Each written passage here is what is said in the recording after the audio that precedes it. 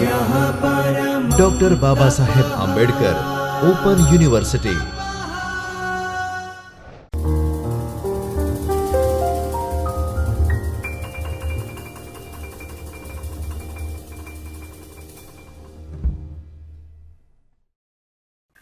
નમસ્તે વિદ્યાર્થી મિત્રો, ડૉક્ટર બાબા સાહેબ આંબેડકર ઓપન યુનિવર્સિટીમાંથી ચૈતન્ય સ્ટુડિયોમાંથી હું ડૉક્ટર જયશ્રી આપ સૌનું હાર્દિક સ્વાગત કરું છું.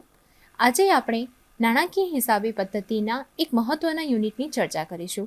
આજે આપણે જે યુનિટની ચર્ચા કરવા જઈ રહ્યા છે તે છે તમારું યુનિટ નંબર 12 છે. એનું નામ છે ભારતીય હિસાબી ધોરણ 2, જે છે સ્ટોકનું મૂલ્યાંકન. આપણે જે ઇન્વેન્ટરીનું મૂલ્યાંકન કરીએ છીએ તેની આજે આપણે વિગતવાર ચર્ચા કરીશું. આજના લેક્ચરમાં આપણે શું ચર્ચા કરવાના છે તેના પર એક વખત નજર નાખી લઈએ. તો ભારતીય હિસાબી ધોરણ નંબર 2 એટલે કે સ્ટોકનું મૂલ્યાંકન, એની અંદર આજે આપણે પ્રસ્તાવના, તેનો વિસ્તાર શું છે, તેમાં કેટલીક મહત્ત્વની વ્યાખ્યાઓ કઈ છે, તેના માટેના વિશિષ્ટ પારિભાષિક શબ્દો કયા છે, ઇન્વેન્ટરીની પડતર માટેના અસ્વીકૃત ખર્ચાઓ, તેની મૂલ્યાંકનની પદ્ધતિઓ કઈ છે, તેનામાં પ્રગટીકરણની કઈ વિગતોનો સમાવેશ કરવો જોઈએ, અને સૌથી છેલ્લે આપણે ભારતીય હિસાબી ધોરણ નંબર 2નો ટૂંક સારની ચર્ચા કરીશું. આજના લેક્ચરમાં આપણે હિસાબી ધોરણ નંબર 2 એટલે કે સ્ટોકનું મૂલ્યાંકન વિશે વિગતવાર ચર્ચા કરીને તેનો ખ્યાલ મેળવીશું. સૌ પ્રથમ આપણે સ્ટાર્ટ કરીશું પ્રસ્તાવનાથી. વાત પ્રસ્તાવનાની કરીએ તો આ ભારતીય હિસાબી ધોરણ 2 એટલે કે સ્ટોકનું મૂલ્યાંકન સૌથી પહેલાં ક્યારે બહાર પાડવામાં આવ્યું? તો આ હિસાબી ધોરણ સૌથી પહેલાં જૂન 1981માં બહાર પાડવામાં આવ્યું હતું. તેની અંદર અમુક સુધારા કરીને 1/4/1999ના રોજ તેની રિવાઇઝડ ES તરીકે ફરીથી બહાર પાડવામાં આવેલ હતું. આ હિસાબી ધોરણનો મુખ્ય હેતુ શું હોઈ શકે બહાર પાડવાનો? તો આ હિસાબી ધોરણ બહાર પાડવાનો મુખ્ય હેતુ ઇન્વેન્ટરીનું મૂલ્યાંકન કરવાની પદ્ધતિ તથા પાકા સર્વેમાં આપણે જે ઇન્વેન્ટરી દર્શાવીએ છીએ તો તેની કઈ કિંમતે દર્શાવીશું તેનું માર્ગદર્શન કરવાનો છે. આ હિસાબી ધોરણનો અમલ 1/4/1999ના રોજથી ફરજિયાત કરવામાં આવ્યો છે, જે અત્યારે હાલમાં ભારતીય હિસાબી ધોરણ 2 તરીકે ઓળખાય છે. હવે આપણે આ ભારતીય હિસાબી ધોરણ 2ની વાત કરીએ તો આ ભારતીય હિસાબી ધોરણ 2 તારીખ 16/2/2015ના રોજથી અને એની અમેન્ડમેન્ટ 30/6/2016થી અમલમાં છે. આ જ પ્રસ્તાવનામાં ઘણી તારીખો મહત્વની છે. સૌથી પહેલી તારીખ વાત કરીએ તો આ હિસાબી ધોરણ ક્યારે બહાર પાડવામાં આવ્યું હતું? તો આ હિસાબી ધોરણ જૂન 1981માં બહાર પાડવામાં આવ્યું હતું. તેમાં સુધારો ક્યારે કરવામાં આવ્યો? તો 1/4/1999ના રોજમાં સુધારો કરીને તેને ફરીથી રિવાઇઝ ES તરીકે બહાર પાડવામાં આવ્યું. તેને ફરજિયાત ક્યારે કરવામાં આવ્યું? તો 1/4/1999ના રોજથી તેને ફરજિયાત કરવામાં આવ્યું અને અત્યારે હાલમાં તે ભારતીય હિસાબી ધોરણ 2 તરીકે ઓળખાય છે. તેની અમેન્ડમેન્ટની તારીખ છે 30/6/2016. આનો હેતુ શું હોઈ શકે? તો આનો હેતુ ફરીથી એક વખત ચર્ચા કરી લઈએ તો તેનો હેતુ ઇન્વેન્ટરીનું મૂલ્યાંકન નક્કી કરવાની પદ્ધતિ તથા પાકા સર્વેમાં ઇન્વેન્ટરી કઈ રીતે એટલે કે કઈ કિંમતે દર્શાવવી તેનું માર્ગદર્શન કરવાનું છે. આ વાત થઈ પ્રસ્તાવનાની. હવે વાત કરીશું કે આ હિસાબી ધોરણ કોને લાગુ પડી શકે. આ હિસાબી ધોરણ કોને લાગુ પડી શકાય તે પણ વાત કરી શકાય. અધરવાઇઝ તમે આવું બી કહી શકો કે આ હિસાબી ધોરણ કોને ન લાગુ પડી શકે. આ હિસાબી ધોરણનું કાર્યક્ષેત્ર ખૂબ જ લાંબુ છે, એટલે અહીંયા આપણે શોર્ટમાં વાત કરીશું કે આ હિસાબી ધોરણ કોને લાગુ પડતું નથી. આ હિસાબી ધોરણ નંબર 2 નીચે દર્શાવેલ બાબતોને લાગુ પડતું નથી. તો એમાં કઈ બાબતો છે અને કેટલી બાબતો છે? તો એમાં મહત્વની 4 બાબતો છે, જે આપણે ક્રમ પછી ક્રમ જોઈએ છે. પહેલું છે બાંધકામના કરાર હેઠળ ઉદ્ભવતું ચાલુ કામ તથા સંબંધિત સેવા કરારો. જે આ હિસાબી ધોરણ છે, હિસાબી ધોરણ 2 સ્ટોકનું મૂલ્યાંકન, તે બાંધકામના કરાર હેઠળ ઉદ્ભવતું ચાલુ કામ તથા સંબંધિત સેવા કરારોને લાગુ પડતું નથી. આના માટે એક અલગથી હિસાબી ધોરણ 7 બહાર પાડવામાં આવેલ છે. સેમ આવી જ રીતે ક્રમ નંબર 2 ઉપર છે સેવા પૂરી પાડનારાઓના ધંધાકીય વ્યવસાયમાં સામાન્ય રીતે ઉદ્ભવતું ચાલુ કામ. આ હિસાબી ધોરણ તેને પણ લાગુ પડતું નથી. ધંધામાં સ્ટોક તરીકે રહેલ શેર્સ, ડિબેન્ચર, બોન્ડ્સ તથા અન્ય નાણાકીય ઇન્સ્ટ્રુમેન્ટ્સ અને ઉત્પાદકની ઇન્વેન્ટરી જેવી કે ઢોર ડાખર, ખેતી તથા જંગલના ઉત્પાદનો, ખનિજ તેલ, ગેસ વગેરે જેનું મૂલ્યાંકન ધંધાની રૂઢિ પ્રમાણે ચોખ્ખી ઉપજવાળા મૂલ્યોએ કરવામાં આવતું હોય તેની આ હિસાબી ધોરણ લાગુ પડતું નથી. તમારી એક્ઝામમાં આ પ્રશ્ન બી પૂછી શકાય કે આ હિસાબી ધોરણ 2 કોને લાગુ પડતું નથી? તો તેમાં મહત્વના આ 4 પોઈન્ટનો સમાવેશ કરવામાં આવે છે. ફરીથી આપણે તેમને જોઈ લઈએ તો પહેલું, બાંધકામના કરાર હેઠળ ઉદ્ભવતું ચાલુ કામ તથા સંબંધિત સેવા કરારો, સેવા પૂરી પાડનારાઓના ધંધા કે વ્યવસાયમાં સામાન્ય રીતે ઉદ્ભવતું ચાલુ કામ, ધંધામાં સ્ટોક તરીકે રહેલ શેર્સ, ડિબેન્ચર, બોન્ડ્સ તથા અન્ય નાણાકીય ઇન્સ્ટ્રુમેન્ટ્સ, ઉત્પાદકની ઇન્વેન્ટરી જેવી કે ઢોર ઢાખર, ખેતી તથા જંગલના ઉત્પાદનો, ખનિજ તેલ, ગેસ વગેરે જેનું મૂલ્યાંકન ધંધાની રૂઢિ પ્રમાણે ચોખ્ખી ઉપજવાળા મૂલ્યોએ કરવામાં આવતું હોય તેમની આ હિસાબી ધોરણ લાગુ પડતું નથી. હવે વાત કરીશું વ્યાખ્યાઓ. તો આ હિસાબી ધોરણમાં કઈ વ્યાખ્યાઓ મહત્વની છે? સ્ટોકનું મૂલ્યાંકન એટલે કે ભારતીય હિસાબી ધોરણ 2માં બે મહત્વની વ્યાખ્યાઓનો સમાવેશ કરવામાં આવે છે. પહેલી વ્યાખ્યા છે ઇન્વેન્ટરીઝ અને બીજી વ્યાખ્યા છે ચોખ્ખું ઉપજવા પાત્ર મૂલ્ય. ઇન્વેન્ટરીઝની વાત કરીએ તો ઇન્વેન્ટરીઝ એટલે કે માલ સ્ટોક અથવા માલ સામગ્રી. હવે ઇન્વેન્ટરીઝ કોને કહીશું? સૌથી પહેલાં આપણે વિચારીએ ઇન્વેન્ટરીઝ કોને કહેવાય? ઇન્વેન્ટરીઝ એટલે કે એવી મિલકતો કે જે ધંધાના સ્ટોક તરીકે વેચાણ માટે ધારણ કરવામાં આવેલી હોય. તમે ધંધામાં જેનો સ્ટોક કરેલો હોય અને જેનો મહત્વનો હેતુ શું હોય તમારો, કે તમે એની વેચાણના હેતુ માટે તમે ધારણ કરેલી હોય. એ વેચાણ માટેની ઉત્પાદન પ્રક્રિયામાં હોય કે જે માલ સામાન સ્વરૂપે કે સપ્લાય સ્વરૂપે ઉત્પાદન પ્રક્રિયા કે સેવામાં પૂરી પાડવામાં હોય. ઇન્વેન્ટરીઝમાં કઈ મિલકતોનો સમાવેશ કરવામાં આવશે? ઇન્વેન્ટરીઝમાં એવા પ્રકારની મિલકતોનો સમાવેશ કરવામાં આવે છે જે ધંધામાં સ્ટોક તરીકે રાખેલ હોય, જેનો હેતુ વેચાણ માટે ધારણ કરવાનો હોય, જે વેચાણ માટેની ઉત્પાદન પ્રક્રિયામાં હોય અથવા જે માલ સામાન સ્વરૂપે કે સપ્લાય સ્વરૂપે ઉત્પાદન પ્રક્રિયા કે સેવા પૂરી પાડવામાં હોય. આ ત્રણ બાબતો ઇન્વેન્ટરીઝની વ્યાખ્યા માટે ખૂબ જ મહત્વની છે. હવે આપણે બીજી વ્યાખ્યા જોઈશું, ચોખ્ખું ઉપજવા પાત્ર મૂલ્ય. ચોખ્ખું ઉપજવા પાત્ર મૂલ્ય એટલે કે અંદાજિત વેચાણ કિંમતમાંથી વેચાણ પૂર્ણ કરવાના અંદાજિત ખર્ચા બાદ કરતા જે મૂલ્ય વધે તે. આમ ચોખ્ખું ઉપજવા પાત્ર મૂલ્ય નક્કી કરવા માટે બે બાબતો ખૂબ જ મહત્વની છે. એ બે બાબતો કઈ છે? તો અંદાજિત વેચાણ કિંમત અને વેચાણ પૂર્ણ કરવા માટેના અંદાજિત ખર્ચા. જ્યારે બી તમને ચોખ્ખું ઉપજવા પાત્ર મૂલ્ય શોધવું હોય તો તમારી પાસે સૌથી પહેલાં અંદાજિત વેચાણ કિંમતની માહિતી અને વેચાણ પૂર્ણ કરવા માટે કેટલા અંદાજિત ખર્ચા થશે તેની માહિતી જાણવી ખૂબ જ જરૂરી હોય છે. આ બે ખૂબ જ મહત્વની વ્યાખ્યા છે ભારતીય હિસાબી ધોરણ 2ની. હવે આપણે આગળ વિશિષ્ટ પારિભાષિક શબ્દો વિશે સમજ મેળવીએ. અહીંયા ઇન્વેન્ટરીનું પડતર, ખરીદીની પડતર, રૂપાંતર પડતર અને અન્ય ખર્ચા, આ ચાર બાબતોનો સમાવેશ કરવામાં આવે છે. આ વિશિષ્ટ પારિભાષિક શબ્દો કહીએ તો આ ઇન્વેન્ટરીનું મૂલ્યાંકન કરવા માટે કઈ કઈ બાબતો જરૂરી છે તેના પર ધ્યાન દોરે છે. સૌથી પહેલાં તો વાત કરીશું ઇન્વેન્ટરીની પડતર. ઇન્વેન્ટરીની પડતર કઈ રીતે ગણવામાં આવશે? એટલે કે ઇન્વેન્ટરીની પડતરની ગણતરી કરતી વખતે શું ધ્યાનમાં રાખવું જોઈએ, તેનો કઈ બાબતોનો સમાવેશ કરવો જોઈએ જે ઇન્વેન્ટરી સાથે સંકળાયેલી છે. ઇન્વેન્ટરીની પડતરની વાત કરીએ તો ઇન્વેન્ટરીની પડતરમાં નીચેની પડતરનો સમાવેશ થાય છે અને તે નીચેની પડતરમાં ખરીદીની પડતર, રૂપાંતર પડતર અને અન્ય ખર્ચા એટલે કે ઇન્વેન્ટરીને તેના અત્યારે હાલના સ્થાન સુધી લઈ જવા માટે કરવામાં આવતા ખર્ચા, એ બધા ખર્ચાનો સમાવેશ ઇન્વેન્ટરીની પડતરમાં કરવામાં આવે છે. આમ આપણે કહી શકીએ કે ઇન્વેન્ટરીની પડતર ઇઝિકલ ટુ ખરીદીની પડતર પ્લસ રૂપાંતર પડતર પ્લસ ઇન્વેન્ટરીને હાલના સ્થાન અને સ્થિતિ સુધી લઈ જવા માટે કરવામાં આવતા અન્ય ખર્ચા. હવે આ તો વાત થઈ ઇન્વેન્ટરીની પડતરમાં આ બધી પડતરનો સમાવેશ કરવામાં આવે છે, પરંતુ ખરીદીની પડતર એટલે શું, રૂપાંતર પડતર એટલે શું અને અન્ય ખર્ચા એટલે શું? હવે આપણે એક નજર તેના પર નાખી લઈએ કે ખરીદીની પડતર કોને કહીશું, રૂપાંતરની પડતર કોને કહીશું, અન્ય ખર્ચા કોને કહીશું. સૌથી પહેલી ટર્મિનોલોજી છે ખરીદીની પડતર. ખરીદીની પડતરની વાત કરીએ તો ખરીદીની પડતરમાં સામાન્ય રીતે માલની ખરીદ કિંમત પ્લસ ખરીદી સાથે સંકળાયેલા ખર્ચાનો સમાવેશ કરવામાં આવે છે.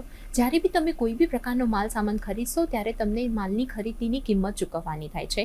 આ ખરીદીની કિંમત સાથે ખરીદી સાથે સંકળાયેલા અમુક ખર્ચાઓ પણ ચૂકવવાના થાય છે. એ બધાનો સમાવેશ તમારી આ ખરીદીની પડતરમાં કરવામાં આવે છે. હવે ખરીદીની પડતરમાં વાત કરીએ તો ખરીદીની પડતરમાં સામાન્ય રીતે માલની ખરીદ કિંમત, ડ્યુટી, વેરા, આવક માલ ગાળાભાડું અને જે બાકી કોઈ ખર્ચા જે ડાયરેક્ટલી તમે પ્રત્યક્ષ રીતે ખરીદી સાથે સાંકળી શકો તો તેવા બધા ખર્ચાઓનો સમાવેશ કરવામાં આવે છે. ફરીથી વાત કરીએ તો માલની ખરીદીની પડતરમાં માલની ખરીદ કિંમત પ્લસ વેરા પ્લસ આવકમાલ ગાળા ભાડું અને બીજા જે ખર્ચા જે ડાયરેક્ટલી તમે ખરીદી સાથે સાંકળી શકો તો એવા ખર્ચાનો સમાવેશ કરવામાં આવશે. જ્યારે બી તમે માલની ખરીદીની પડતર ગણો છો તો એ વખતે તમને વેપારી વટાવ અને રિબેટ જે કોઈ મળેલું હોય તેને ધ્યાનમાં લેવામાં આવે છે. તેને ધ્યાનમાં એટલે કઈ રીતે લઈશું તો વેપારી વટાવ અને રિબેટ વગેરેને ખરીદીની પડતરમાંથી બાદ કરીને દર્શાવવામાં આવે છે. આમ ખરીદીની પડતરમાં ખરીદ કિંમત પ્લસ તેની સાથે સંકળાયેલા ખર્ચા, વેપારી વટાવ, રિબેટ વગેરે બાબતોનો પણ ધ્યાન રાખવું પડે છે. હવે બીજા નંબરની વિશિષ્ટ પારિભાષિક શબ્દોમાં છે રૂપાંતર પડતર. આ રૂપાંતર પડતર એટલે શું માલને તમે ખરીદી કરી લીધી, હવે આ માલની ખરીદી કર્યા પછી તેના પર કંઈ એક પ્રક્રિયા કરવામાં આવશે, તેના પર કંઈ રૂપાંતર કરવામાં આવશે. તમે જે સ્ટોક અને જે તમે માલ ખરીદ્યો છે તેને તૈયાર માલ સુધી લઈ જવા માટે તેના પર કોઈ એક પ્રક્રિયા કરવામાં આવશે. તેનું સૌથી પહેલાં શું કરવામાં આવશે? રૂપાંતર કરવામાં આવશે. કાચા માલથી લઈને તૈયાર માલ સુધી રૂપાંતર કરવામાં આવશે. કાચા માલથી લઈને તૈયાર માલ સુધી રૂપાંતર કરવા માટેની જે પડતર છે એનો સમાવેશ રૂપાંતર પડતરમાં થઈ શકે છે. એટલે કે રૂપાંતર પડતરમાં તેવા ખર્ચાનો સમાવેશ થાય છે જેમાં કાચા માલથી લઈને તૈયાર માલ સુધી કરવામાં આવતી પ્રક્રિયાના બધા જ ખર્ચા, જ્યારે તમારો માલ કાચો માલ હશે અને તેને તૈયાર માલ સુધી લઈ જવામાં આવે તો જે બી ખર્ચા તમે કરશો તેનો સમાવેશ રૂપાંતર પડતરમાં થઈ શકે છે. આ રૂપાંતર પડતરમાં કયા કયા પ્રકારનો ખર્ચાનો સમાવેશ થઈ શકે, તેના એક્ઝામ્પલ કયા હોઈ શકે? કાચા માલથી તૈયાર માલમાં રૂપાંતરિત કરવા માટેના બધા જ ખર્ચા એ રૂપાંતર પડતરમાં આવી જશે. એક ખર્ચાની વાત કરીએ તો તેમાં પ્રત્યક્ષ મજૂરી, બીજા અનેક પ્રકારના પ્રત્યક્ષ ખર્ચા, ઉત્પાદન શક્તિને ફાળવેલ સ્થિર અને ચલિત ઉત્પાદન પરોક્ષ ખર્ચનો સમાવેશ કરવામાં આવે છે. ફરીથી વાત કરીએ તો રૂપાંતર પડતરમાં કયા કયા ખર્ચાનો સમાવેશ કરવામાં આવશે? રૂપાંતર પડતરમાં પ્રત્યક્ષ મજૂરી, પ્રત્યક્ષ સીધા ખર્ચા, ઉત્પાદન શક્તિને ફાળવેલ સ્થિર તેમજ ચલિત ઉત્પાદન પરોક્ષ ખર્ચનો સમાવેશ કરવામાં આવે છે. હવે વાત કરીશું અન્ય ખર્ચાની. તો અન્ય ખર્ચા એટલે કે શું ઇન્વેન્ટરીની હાલની સ્થિતિ અને સ્થાન સુધી લઈ જવા માટે કરવામાં આવતા વિશિષ્ટ પ્રકારના અન્ય ખર્ચ, એ બધાનો સમાવેશ અહીંયા અન્ય ખર્ચામાં કરવામાં આવે છે. ઇન્વેન્ટરીની હાલની સ્થિતિ અને સ્થાન સુધી તમે લઈ જવા માટે જે કોઈ પણ પ્રકારનો ખર્ચ કરશો જેને આપણે ઉપર ખરીદી અને રૂપાંતરમાં સાંકળી નથી શકતા તે બધા જ ખર્ચાનો સમાવેશ અન્ય ખર્ચમાં કરવામાં આવશે. અહીંયા વ્યાજ જેવા ખર્ચાનો સમાવેશ અન્ય ખર્ચમાં કરવામાં આવતો નથી. આમ તમે કોઈ બી ઇન્વેન્ટરીની પડતર ગણવા જશો તો તેના માટે આ વિશિષ્ટ પારિભાષિક શબ્દો એટલે કે ખરીદીની પડતર, રૂપાંતર પડતર અને અન્ય ખર્ચા ખૂબ જ મહત્વના હોય છે. તો તમે કોઈ બી વસ્તુની ઇન્વેન્ટરીની પડતર નક્કી કરવા માંગતા હોય ત્યારે તમે ખરીદીની પડતર તમારે ધ્યાનમાં લેવી પડે, રૂપાંતરની પડતર ધ્યાનમાં લેવી પડે અને અન્ય ખર્ચાને પણ ધ્યાનમાં લેવા પડે છે. ખરીદીની પડતરની ફરીથી આપણે શોર્ટમાં વાત કરી લઈએ તો ખરીદીની પડતર એટલે કે માલની ખરીદ કિંમત પ્લસ ખરીદીને લગતા ખર્ચાઓ, રૂપાંતર પડતર એટલે કે માલનું રૂપાંતર કરવા માટેના કરવા પડતા ખર્ચા અને અન્ય ખર્ચા એટલે કે માલને ઇન્વેન્ટરીને અત્યારની હાલની સ્થાનની અને સ્થિતિ સુધી લઈ જવા માટે કરવામાં આવતા ખર્ચા એટલે કે અન્ય ખર્ચ. આ બધી વાત થઈ વિશિષ્ટ પારિભાષિક શબ્દોની. જ્યારે બી તમે ઇન્વેન્ટરીની પડતર વિશે જાણવા માંગતા હોય તો ત્યારે તમને ખરીદીની પડતર, રૂપાંતર પડતર અને અન્ય ખર્ચની સમજ હોવી ખૂબ જ આવશ્યક છે. હવે આપણે આગળ વાત કરીશું ઇન્વેન્ટરી પડતર માટેના અસ્વીકૃત ખર્ચાઓ. આગળ જે સ્લાઇડ છે એ તમને એ બતાવે છે વિશિષ્ટ પારિભાષિક શબ્દો એટલે કે ઇન્વેન્ટરીની પડતરમાં કઈ કઈ પડતરનો સમાવેશ થઈ શકે. જ્યારે કે આ માહિતી તમને શું બતાવે છે કે ઇન્વેન્ટરી પડતર માટેના અસ્વીકૃત ખર્ચાઓ કયા છે, એટલે કે કયા ખર્ચાઓને ઇન્વેન્ટરીની પડતર ગણવા માટે ધ્યાનમાં લેવામાં આવતા નથી. તો તેવા 4 પ્રકારના ખર્ચાઓ છે. પહેલું છે માલ સામાન મજૂરી તથા અન્ય ઉત્પાદન ખર્ચની અસામાન્ય બગાડની રકમ. આપણે બધા જાણીએ છીએ કે જ્યારે આપણે કોઈ બી માલ ઉપર પ્રક્રિયા કરી રહ્યા હોય કોઈ બી એકમમાં માલ સામાન અને મજૂરીનો બગાડ તો થતો જોવા મળે છે. આ બગાડ સામાન્ય બી હોઈ શકે છે, અસામાન્ય બગાડ હોઈ શકે છે. આ માલ સામાન મજૂરીનો અસામાન્ય બગાડ જોવા મળે જ છે. જ્યારે બી ઇન્વેન્ટરીની પડતર આપણે ગણીશું ત્યારે માલ સામાન મજૂરી તથા અન્ય ઉત્પાદન ખર્ચની અસામાન્ય બગાડની રકમ ધ્યાનમાં લેવામાં આવતી નથી જ. એવી રીતે માલ સામાન સંગ્રહના ખર્ચા તે પણ ઇન્વેન્ટરીની પડતર માટેના અસ્વીકૃત ખર્ચાઓ છે. પણ ક્યારે? તો જે તે ઉત્પાદનના કોઈ તબક્કા પહેલાંની ઉત્પાદન પ્રક્રિયા માટે જરૂરી ન હોય તો. ત્રીજા નંબર ઉપર છે વહીવટી પરોક્ષ ખર્ચા અને ચોથા નંબર ઉપર છે વેચાણ વિતરણને લગતા ખર્ચા. સો આમાંથી બી તમને એક શોર્ટ ક્વેશ્ચન પૂછી શકાય કે ઇન્વેન્ટરીની પડતર માટેના અસ્વીકૃત ખર્ચાઓ કયા છે. સો ત્યારે આપણે કહી શકીએ કે ઇન્વેન્ટરીની પડતર માટેના અસ્વીકૃત ખર્ચાઓ મહત્ત્વના અંશે 4 છે. પહેલું, માલ સામાન મજૂરી તથા અન્ય ઉત્પાદન ખર્ચની અસામાન્ય બગાડની રકમ, માલ સામાન સંગ્રહના ખર્ચા, વહીવટી પરોક્ષ ખર્ચ, વેચાણ વિતરણને લગતા ખર્ચા. આ બધા ચારેય ખર્ચની તેમની વ્યાખ્યા અને ઓળખ અનુસાર ઇન્વેન્ટરીની પડતર ગણતી વખતે ધ્યાનમાં લેવામાં આવતા નથી. પડતર અંગેની મૂલ્યાંકન પદ્ધતિ. હવે અહીંયા તમે સ્ટોકનું મૂલ્યાંકન કરવા જઈ રહ્યા છો. સ્ટોક એટલે કે ઇન્વેન્ટરીનું મૂલ્યાંકન કરવા જઈ રહ્યા છો. તો આ ઇન્વેન્ટરીનું મૂલ્યાંકન કરવા માટે કઈ કઈ પદ્ધતિનો યુઝ કરી શકાય? તો એના માટે છે અલગ અલગ પદ્ધતિઓ અવેલેબલ છે. પહેલી છે ખાસ ઓળખાવી શકાય તેવી પદ્ધતિ, ફીફો પદ્ધતિ, ભારી સરેરાશ પદ્ધતિ, પ્રમાણ પડતર પદ્ધતિ, છૂટક વેપારની પદ્ધતિ. સો આ બધી ઇન્વેન્ટરીના મૂલ્યાંકન માટેની અલગ અલગ પડતર પદ્ધતિ છે. દરેક પડતર પદ્ધતિનો અલગ અલગ સંજોગોમાં ઉપયોગ થઈ શકે છે. તો સૌથી પહેલાં આપણે વાત કરીશું ખાસ ઓળખાવી શકાય તેવી પદ્ધતિ. સો જ્યારે ઇન્વેન્ટરીની આઇટમ્સ છે જે તમે બદલી શકો કે વાપરી શકો તેમ ન હોય અને કોઈ એક વસ્તુના ઉત્પાદન કે સેવામાં તેને યુઝ કરવામાં આવ્યો હોય અને તે ખાસ અલગ પ્રોજેક્ટ માટે અલગ જ રાખવામાં આવી હોય, તો તેવા સંજોગોમાં તેને ખાસ ઓળખાવી શકાય તેવી પદ્ધતિથી તેનું મૂલ્યાંકન કરવામાં આવે છે. સો ક્યારે તેનું મૂલ્યાંકન કરીશું?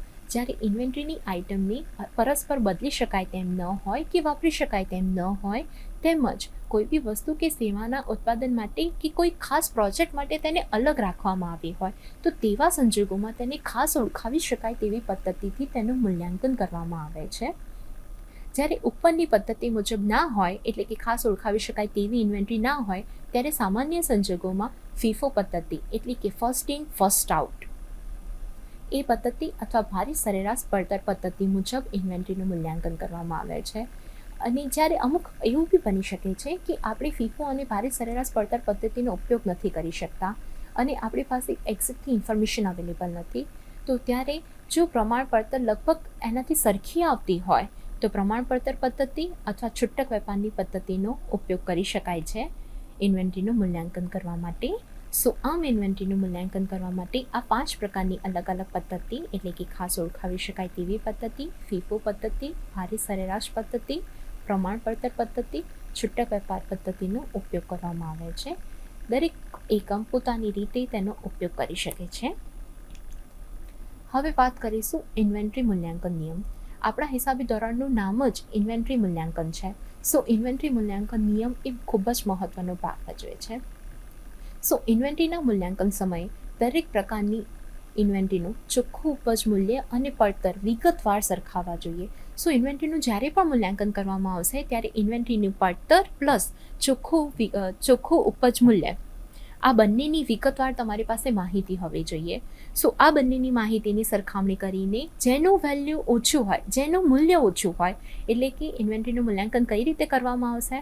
તો ઇન્વેન્ટરીનું ચોખ્ખું ઉપજવાપાત્ર મૂલ્ય અથવા ઇન્વેન્ટરીની પડતર બંનેમાંથી જેનું મૂલ્ય ઓછું હશે તે જ કિંમતે ઇન્વેન્ટરીનું મૂલ્યાંકન કરવામાં આવે છે.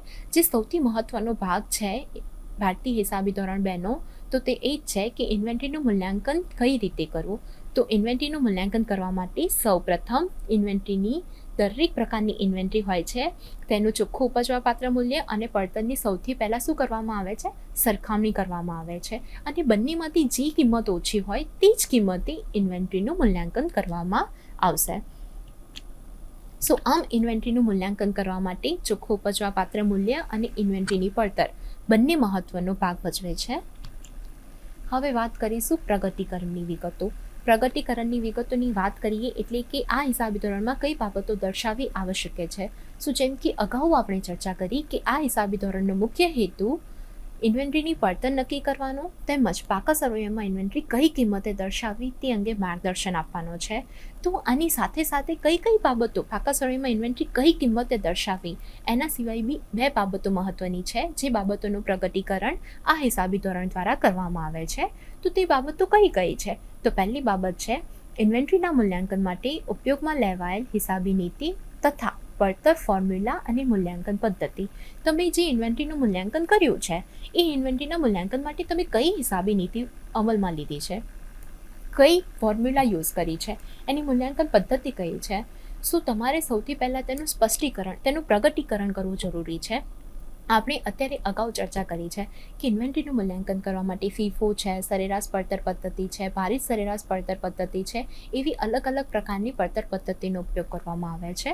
શું તમે તમારા ધંધાકીય એકમમાં તમારી ઇન્વેન્ટરીનું મૂલ્યાંકન કરવા માટે કઈ પદ્ધતિ અમલમાં લીધી છે, તો તેનું પ્રગટીકરણ કરવું જરૂરી છે. તો તેથી જો તમારા ડિફરન્ટ સ્ટેક હોલ્ડરો, તમારા ડિફરન્ટ હિતધારકો જે કંપનીના હિતધારકો છે, તો તેમને એ બાબતનો ખ્યાલ આવી શકે કે તમે તમારી ઇન્વેન્ટરીનું મૂલ્યાંકન કરવા માટે કઈ હિસાબી પદ્ધતિ, કઈ ફોર્મ્યુલા અને કઈ મૂલ્યાંકન પદ્ધતિનો ઉપયોગ કર્યો છે.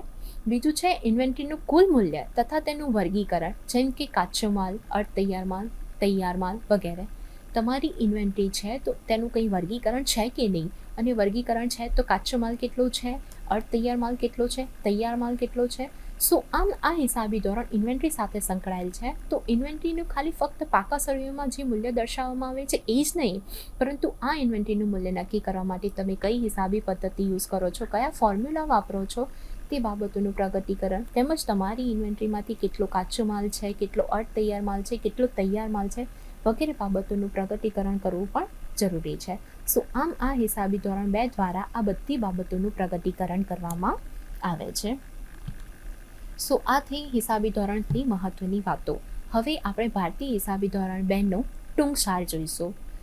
સો વાત ટૂંકસારની કરીએ તો આ ટૂંકસારમાં આપણે એ જ બાબતોની ચર્ચા કરીશું જે ઇન્વેન્ટરી સાથે સંકળાયેલ છે. પણ આ ટૂંકસારમાં એ પોઈન્ટ એડ કરવામાં આવ્યા છે જે આપણે આગળ ડિસ્કશન નથી કર્યા. તો સૌથી પહેલાં ટૂંકસારની વાત કરીએ તો ભારતીય હિસાબી ધોરણ 2 એ ICAI દ્વારા બહાર પાડવામાં આવેલ છે. સો ICAI દ્વારા જે આ હિસાબી ધોરણ બહાર પાડવામાં આવેલ છે એના ટૂંકસારમાં કેટલીક મહત્વની બાબતો ઇન્ક્લુડ કરવામાં આવી છે. આ બધી બાબતો એ છે જે આગળ આપણે જોઈ નથી. સો આપણે પહેલાં ટૂંકસારમાં એ બાબતોની ચર્ચા કરી લઈએ જે આપણે આગળ અત્યારે PPTમાં ભણીને આવ્યા છે. તો સૌથી પહેલો ઇન્વેન્ટરીનું મૂલ્યાંકનનો નિયમ. ઇન્વેન્ટરી મૂલ્યાંકનનો નિયમ શું કહે છે કે ઇન્વેન્ટરીનું મૂલ્યાંકન ચોખ્ખું ઉપજવાપાત્ર મૂલ્ય અથવા ઇન્વેન્ટરીની પડતર બંનેમાંથી જે ઓછામાં ઓછી હોય તે કિંમતે થવું જોઈએ. ફરીથી આપણે ચર્ચા કરીએ તો ઇન્વેન્ટરીનું મૂલ્યાંકન એ જ કિંમતે થશે, એટલે કે કઈ કિંમત, તો ચોખ્ખું ઉપજવાપાત્ર મૂલ્ય અથવા ઇન્વેન્ટરીની પડતર બંનેમાંથી જે કિંમત ઓછી છે તે જ કિંમતે ઇન્વેન્ટરી દર્શાવવામાં આવે છે. પછી છે ઇન્વેન્ટરીની ઐતિહાસિક પડતર. ઇન્વેન્ટરીની ઐતિહાસિક પડતર ઇન્વેન્ટરીનું મૂલ્યાંકન નક્કી કરવામાં ખૂબ જ મહત્વનો ભાગ ભજવે છે. સો ઇન્વેન્ટરીની ઐતિહાસિક પડતર ગણતી વખતે ઇન્વેન્ટરીની જેટલી અલગ અલગ આઇટમ છે એ બધી જ આઇટમ તેમાં સમાવિષ્ટ થવી જોઈએ. સો ઇન્વેન્ટરીમાં કઈ કઈ આઇટમો સમાવિષ્ટ છે, સો ઐતિહાસિક પડતર ગણતી વખતે તમારી પાસે એની બધી જ માહિતી હોવી જરૂરી છે. આ ઇન્વેન્ટરીની ઐતિહાસિક પડતર ગણવા માટે તમે FIFO પદ્ધતિ એટલે કે ફર્સ્ટ ઇન ફર્સ્ટ આઉટ, ભારિત સરેરાશ પડતર પદ્ધતિ, લાસ્ટ ઇન ફર્સ્ટ આઉટ એટલે કે LIFO પદ્ધતિ, આ વગેરે પદ્ધતિનો ઉપયોગ કરી શકો છો. અમુક ટાઈમે અમુક સંજોગોમાં આના માટે પ્રમાણ પડતર પદ્ધતિનો પણ ઉપયોગ કરવામાં આવે છે. પછી ખાસ ઓળખાવી શકાય તેવી ઇન્વેન્ટરી માટે ખાસ અલગથી મૂલ્યાંકન કરવું જોઈએ. સો જે ઇન્વેન્ટરીને તમે ખાસ ઓળખાવી શકો તેવી હોય, એટલે કે જે અલગ બીજી ઇન્વેન્ટરી કરતાં અલગ હોય, તો તેનું મૂલ્યાંકન ખાસ ઓળખાવી શકાય તેવી રીતે અલગ પદ્ધતિથી તેનું મૂલ્યાંકન કરવું જોઈએ. સો આ બધી બાબતોની ચર્ચા આપણે અગાઉ કરી હતી. હવે ટૂંકસારમાં જે નવા પોઈન્ટ્સ છે આપણે એની ચર્ચા કરીએ. તો ઉત્પાદન સિરોપરી ખર્ચાઓ સિવાયના ખર્ચાઓ ઇન્વેન્ટરી માટેના જ હોય તો આવા ખર્ચાઓનો પણ ઇન્વેન્ટરીમાં સમાવેશ કરવો જોઈએ. એટલે કે ઉત્પાદનના સિરોપરી ખર્ચાઓ, અત્યાર સુધી આપણે જોયું કે ઇન્વેન્ટરીમાં કયા કયા પડતરનો સમાવેશ કરવામાં આવે છે. તો ઇન્વેન્ટરીમાં ખરીદીની પડતર, રૂપાંતર પડતર અને અન્ય ખર્ચાઓ. આ અન્ય ખર્ચાઓમાં ઉત્પાદન ખર્ચનો સમાવેશ કરવામાં આવે છે. પણ જો આ ઉત્પાદનના શિરોપરી ખર્ચ સિવાય તમે બીજા કોઈ ખર્ચા કર્યા હોય જેને તમે ઇન્વેન્ટરી સાથે સાંકળી શકો, તો તેવા ખર્ચાનો સમાવેશ પણ ઇન્વેન્ટરીમાં કરવો જોઈએ. એના પછી છે સ્ટોર વપરાશની ઇન્વેન્ટરી, વપરાશી સામગ્રીની ઇન્વેન્ટરી અને નિભાવ માલ સામગ્રીની ઇન્વેન્ટરીનું મૂલ્યાંકન પડતર કિંમતે થવું જોઈએ. સો સ્ટોર્સ વપરાશની ઇન્વેન્ટરી, વપરાશી સામગ્રીની ઇન્વેન્ટરી અને નિભાવ માલ સામગ્રીની ઇન્વેન્ટરીનું મૂલ્યાંકન પડતર કિંમતે કરવામાં આવે છે. પરંતુ ઘણી વખત અમુક અપવાદરૂપ કિસ્સાઓમાં અને અમુક વિશિષ્ટ સંજોગોમાં તેનું મૂલ્યાંકન ઇન્વેન્ટરી કરતાં એટલે કે પડતર કિંમત કરતાં ઓછી કિંમતે પણ કરવામાં આવે છે. એ બાબત પણ આપણને અહીંયા ધ્યાનમાં લેવી જોઈએ. જ્યારે ઉપપેદાશની ઇન્વેન્ટરી બિનઉપયોગી પગારની ઇન્વેન્ટરીનું અથવા પુનઃ ઉપયોગી પગાર અંગે પુનઃ પ્રક્રિયાની સુવિધા પ્રાપ્ય ન હોય એવા બગાડની ઇન્વેન્ટરીનું મૂલ્યાંકન પડતર કિંમત કે ચોખ્ખી ઉપજવા પાત્ર કિંમત એ બે પૈકી ઓછામાં ઓછી કિંમતને ધ્યાનમાં લઈને કરવું જોઈએ. સો આના માટે અલગ અલગ વાત કરીએ તો ઉપપેદાશની ઇન્વેન્ટરી, બિનઉપયોગી પગારની ઇન્વેન્ટરી અથવા પુનઃ ઉપયોગી પગાર અંગે પુનઃ પ્રક્રિયાની સુવિધા પ્રાપ્ય ન હોય તેવી ઇન્વેન્ટરીનું મૂલ્યાંકન સામાન્ય રીતે પડતર કિંમત કે ચોખ્ખી ઉપજવા પાત્ર કિંમત એ બે પૈકી ઓછામાં ઓછી કિંમતને ધ્યાનમાં રાખીને કરવામાં આવે છે. આના પછી નેક્સ્ટ પોઈન્ટની વાત કરીએ તો ઉપયોગમાં લઈ શકાય તેવા ભંગારની ઇન્વેન્ટરીનું મૂલ્યાંકન માલ સામગ્રીની પડતરમાંથી ફરીથી પ્રક્રિયા કરતાં થતી પડતરને બાદ કરીને કરવું જોઈએ. જો તમે કોઈ ઇન્વેન્ટરીને ફરીથી ઉપયોગમાં લઈ શકો છો તો તેનું મૂલ્યાંકન કરવા માટે જે માલ સામગ્રીની પડતર છે એનામાંથી તમારે ફરીથી પ્રક્રિયા કરતાં થતી પડતર, તમે ફરીથી પ્રક્રિયા કરશો તો કઈ પડતર થશે તેને તેમાંથી બાદ કરવામાં આવે એ રીતે તેનું મૂલ્યાંકન કરવું જોઈએ. ઇન્વેન્ટરીના મૂલ્યાંકનમાં સાતત્ય હોવું જોઈએ. હવે આવા સાતત્યની કરીએ તો સાતત્ય એટલે કે શું? તો તમે ઇન્વેન્ટરીનું મૂલ્યાંકન કરવા માટે સામાન્ય રીતે ચલો સપોઝ ફીફો પદ્ધતિનો ઉપયોગ કર્યો છે તો આ જ ફીફો પદ્ધતિ તમે આગળના વર્ષો માટે પણ યુઝ કરશો. પછી તમે એક વર્ષે ફીફો પદ્ધતિ યુઝ કર્યું છે, બીજું વર્ષે લીફો, ત્રીજા વર્ષે ભારે સરેરાશ, તો એને સાતત્ય ના કહી શકાય. સો ઇન્વેન્ટરીના મૂલ્યાંકન માટે તમે જે બી પદ્ધતિનો ઉપયોગ કરો છો તો એ પદ્ધતિ અંગેનું પ્રગટીકરણ કરવું બી જરૂરી છે અને એ જ પદ્ધતિનો ઉપયોગ તમે ભવિષ્યમાં કરશો એવી ધારણા પણ કરવામાં આવે છે. જો તમે અમુક વિશિષ્ટ સંજોગોમાં આ ઇન્વેન્ટરીનું પડતર મૂલ્યાંકન માટેની પદ્ધતિનો બદલાવ કરી રહ્યા છો, તેમાં કોઈ ફેરફાર કરી રહ્યા છો તો આ માટે એક વિશિષ્ટ પ્રગટીકરણ કરવું જરૂરી છે કે તમે અત્યાર સુધી ફીફો મેથડ યુઝ કરતા હતા અને હવે તમે લીફો મેથડ યુઝ કરવા જઈ રહ્યા છો. સો આ બાબતનું અલગ એક પ્રગટીકરણ કરવામાં આવે છે કારણ કે તેમાં સાતત્યતા જળવાશે નહીં. સો સાતત્યતા એટલે કે તમે ઇન્વેન્ટરીનું મૂલ્યાંકન કરવા માટે જે પદ્ધતિનો ઉપયોગ કરો છો એ જ પદ્ધતિ તમે ફ્યુચરમાં પણ યુઝ કરશો એ બાબત અંગેની ખાતરી. બીજું છે ઇન્વેન્ટરીને વર્તમાન સ્થાન અને સ્થિતિએ પહોંચાડવા માટે સ્પષ્ટ રીતે જોડાયેલા જવાબદાર હોય ત્યારે ઉત્પાદનના પરોક્ષ ખર્ચ સિવાયના અન્ય પરોક્ષ ખર્ચા ઇન્વેન્ટરીની પડતરના હિસ્સા તરીકે સમાવી લેવા જોઈએ. અત્યારે આપણે ઇન્વેન્ટરીની પડતરમાં અન્ય ખર્ચા નામના વિશિષ્ટ પારિભાષિક શબ્દોની સમજ મેળવી છે. તો એ અન્ય વિશિષ્ટ ખર્ચામાં શું હતું? તો આમ ઇન્વેન્ટરીને વર્તમાન સ્થાન અને સ્થિતિ સુધી પહોંચાડવા માટે જે પરોક્ષ ખર્ચા કરવામાં આવે છે એ ઉત્પાદનના જ હોય છે. પરંતુ આ ઉત્પાદનના પરોક્ષ ખર્ચ સિવાય જો બીજા કોઈ ઉત્પાદનના પરોક્ષ ખર્ચ હોય તો તેને પણ ઇન્વેન્ટરીની પડતરમાં સમાવી લેવા જોઈએ. સામાન્યતઃ એકરૂપતાને મૂળભૂત હિસાબી ધારણા તરીકે સ્વીકારવામાં આવે છે.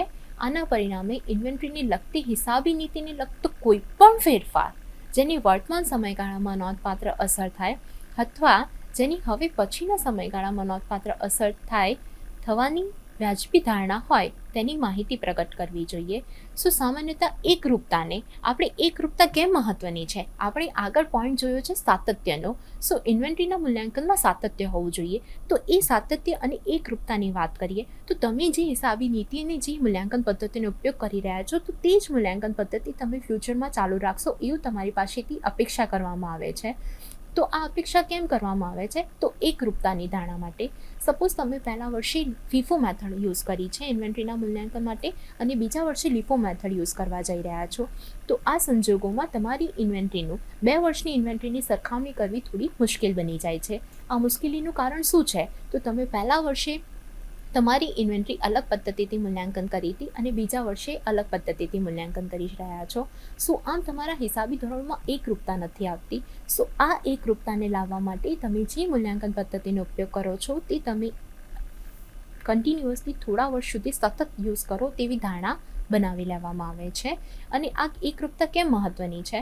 સો એમાં કોઈ બી ફેરફાર કરવામાં આવે તો તેના કારણે તેની વર્તમાન સમયગાળા અને તેના કારણે તેની હિસાબી નીતિમાં ખૂબ જ મહત્વનો ફેરફાર આવી શકે છે. સો આમ તમે કોઈ બી પ્રકારનો ફેરફાર કરી રહ્યા છો તો તે તમારે પ્રગટીકરણમાં અલગ બતાવવો જોઈએ. તેની ધારણા અને તેની નોંધપાત્ર અસર શું થશે તેની માહિતી અલગથી પ્રગટ કરવી જોઈએ. ઘણી વખતે ઇન્વેન્ટરીનું મૂલ્યાંકન કરવા માટે ઐતિહાસિક પડતર માહિતી પણ અવેલેબલ નથી હોતી. સો જ્યારે તમારી પાસે ઐતિહાસિક